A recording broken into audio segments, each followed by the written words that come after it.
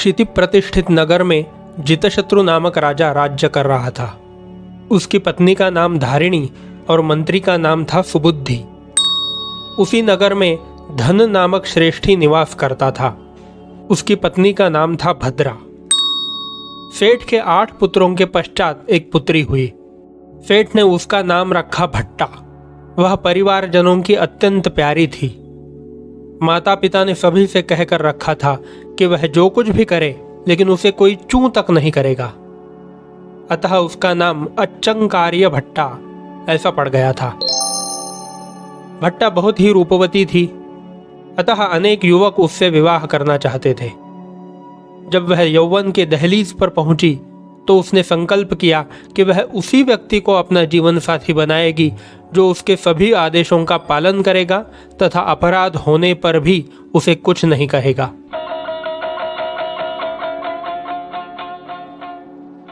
उसके लावण्य से मोहित मंत्री सुबुद्धि ने इस शर्त को मान्य किया और उसके साथ विवाह करने के लिए वह तैयार हो गया। मंगल बेला में दोनों का विवाह हो गया। मंत्री सदा उसकी आज्ञा का पालन करने लगा। मंत्री प्रतिदिन राज्य कार्य समाप्त कर एक प्रहर रात बीतने पर घर लौटता था, लेकिन भट्टा ने उसे कहा कि आप सायंकाल को शीघ्र ही आया कीजिए। पत्नी के कहने के अनुसार मंत्री शीघ्र ही राज्य कार्य से निवृत्त होकर घर लौट आता था। एक दिन राजा ने सोचा कि यह मंत्री इतनी जल्दी घर क्यों जाता है। तब अन्य दरबारियों ने कहा कि महाराज, मंत्री बड़ा पत्नी भक्त है, अतः वह उसकी आज्ञा का भंग नहीं कर सकता। एक दिन राजा ने कुछ कारणवश काम बताकर मंत्री को वहीं पर रोक लिया। मंत्री देरी से घर पहुंचा। भट्टा अपने वादे की अवहेलना सह न सकी। उसने घर के द्वार ही नहीं खोले। मंत्री बाहर ही खड़ा रहा। जब अत्यंत विलंब हो गया तब मंत्री ने भट्टा से कहा, मैं तो चला जाता हूं, अब तुम ही इस घर की स्वामिनी बनकर रहना। यह सुनते ही भट्टा ने द्वार खोला और अभिमानवश अकेली ही जंगल में चली गई। वह अनेक अलंकारों से युक्त थी। रास्ते में चोरों ने उसे पकड़ लिया। चोरों ने उसके आभूषण उतार लिए और अपने सेनापति के समक्ष उसे उपस्थित किया।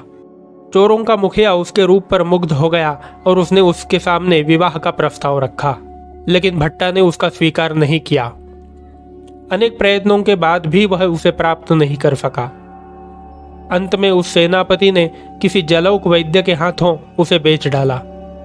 उस वैद्य ने भी भट्टा को अपनी पत्नी बनाना चाहा, लेकिन वह शीलवती नारी थी, अतः अपने धर्म से नहीं डिगी। अंत में उस जलौक वैद्य ने रोष में कहा कि जाओ, मेरे लिए जलौका लेकर आओ। वह शरीर पर मक्खन आदि लगाकर जल में डुबकी लगाती और जौंक पकड़ती। वह कार्य उसके लिए उपयुक्त नहीं था। वह वैसा करना भी नहीं चाहती थी, परंतु शील रक्षा के लिए उसे वैसा करना पड़ रहा था। उस कार्य से उसका रूप और लावण्य दोनों नष्ट हो गए। एक बार दूत कार्य में नियुक्त उसका भाई वहां आया। वहां उसने अपनी बहन को पहचान लिया और उससे सारा वृत्तांत जाना। भाई जलौक वैद्य से अपनी बहन को मुक्त कराकर घर ले आया।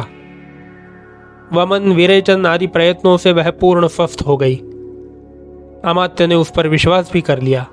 अपने घर लाकर उसे पुनः गृहस्वामिनी बना दिया।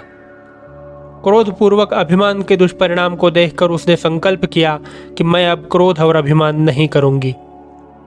अब उसका अभिमान मर चुका था। भट्टा के घर औषधि लक्षपाक तेल का निर्माण होता था। एक मुनि ने अपनी व्रण चिकित्सा के लिए भट्टा से वह तेल मांगा। भट्टा ने अपनी दासी को तेल का घड़ा लाने को कहा। दासी जब घड़ा उठाने लगी तो वह उसके हाथ से गिरकर फूट गया। उसी प्रकार दूसरा और तीसरा घड़ा भी हाथ से गिरा और फूट गया।